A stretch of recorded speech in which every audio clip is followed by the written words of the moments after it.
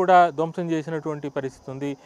అలాంటప్పుడు వైసీపీ కార్యకర్తలు ని కంట్రోల్ చేయడానికి కూడా పోలీసులు ఎలా సాధ్యపడుతుంది? ఇన్ని వేల మంది ఒకసారిగా లోపలికి వెళ్ళిపోయినారు. గేట్లు తోసుకొని లోపలికి వెళ్ళిపోయారు. పోలీసులైతే మాత్రం 500 మందితో వెళ్ళొచ్చు. ముఖ్య నేతలు ముఖ్యంగా ఒక్కొక్క మండలం నుంచి ఒక 10 మంది కూడా అనుమతిస్తామని చెప్పినప్పటికీ కూడా ఆ పరిస్థితి ఇక్కడ కనిపించట్లేదు.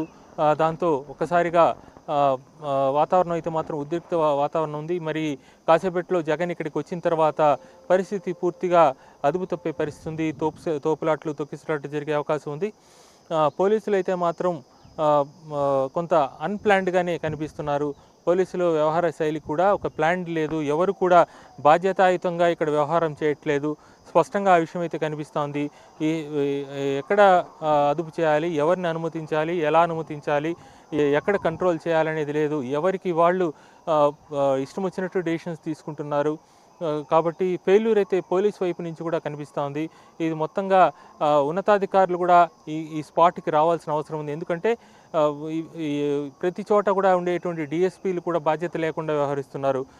గేట్ లోపల అంటే మార్కెట్ యార్డ్ లోపలికి వెళ్తుంటే కూడా వాళ్ళని ఆపడానికి ఉండాల్సిన ఫోర్స్ ఆ గేట్ దగ్గర లేరు. మొత్తం చుట్టుపక్కల ఉండిపోయినారు. ఈ నేపథ్యంలో ప్లానింగ్ వైఫల్యం అయితే కనిపిస్తోంది పోలీసు నుంచి.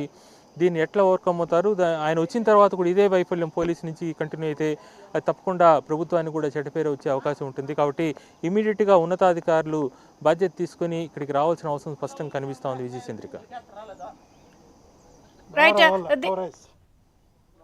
దినేష్ చెప్పండి, బయలుదేరారా మార్కెట్ యార్డ్కి? అక్కడ పరిస్థితి ఏంటి? మరి పోలీసుల సైడ్ నుంచి వర్షన్ ఏంటి? ఎందుకంటే కంట్రోల్ లేదు, అదుపు తప్పిందనే విమర్శలు వస్తున్నాయి కదా.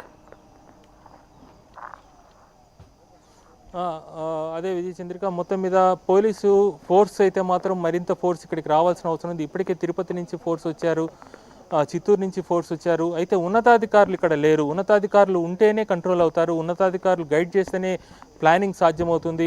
అయితే డిఎస్పీ స్థాయి అధికారులు ఉన్నారు తప్ప కనీసం అడిషనల్ ఎస్పీ కావచ్చు, ఎస్పీ కావచ్చు, ఆ స్థాయి అధికారులు ఇక్కడ ఖచ్చితంగా రావాలి. ఎందుకంటే రైతులతో ఇంటరాక్షన్ అయినప్పుడు రైతులకి ఇబ్బంది కలగకూడదు. ఒక రైతుకి ప్రాణం పోయినా కూడా ఇబ్బంది కలుగుతుంది. గతంలో జరిగినటువంటి సంఘటనల నేపథ్యంలో మరో ముఖ్యమైన విషయం అంటే ఎక్కడ అంబులెన్సులు కూడా కనిపించటం లేదు. ఎందుకంటే ఏదైనా జరిగితే వాళ్ళని ఇమీడియట్గా హాస్పిటల్కి షిఫ్ట్ చేయడానికి కూడా అంబులెన్సులు కూడా అవసరం ఉంటుంది. కానీ అక్కడెక్కడ మార్కెట్ యార్డ్ దగ్గర అంబులెన్సులు కూడా కనిపించట్లేదు. సంఘటన జరిగిన తర్వాత వెతుక్కోవడం అనేది కూడా ప్రమాదకరమయ్యే పరిస్థితి ఉంది.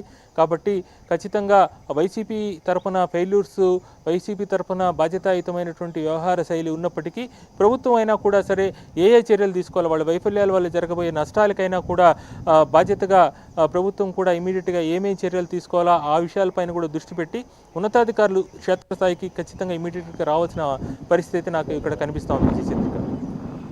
రైట్. ప్రధానంగా పోలీసులు ఎందుకు ఈ స్థాయిలో శ్రేణుల్ని ఎలౌ చేశారు? కనీసం గుర్తించలేదా? ఎందుకంటే చెక్ పోస్టులు పెట్టారు, ఎక్కడికక్కడ ఆంక్షలు కొనసాగుతున్నప్పటికీ కూడా ఇంత వేలాదిగా వస్తున్న సమాచారం పోలీసులకు లేదా?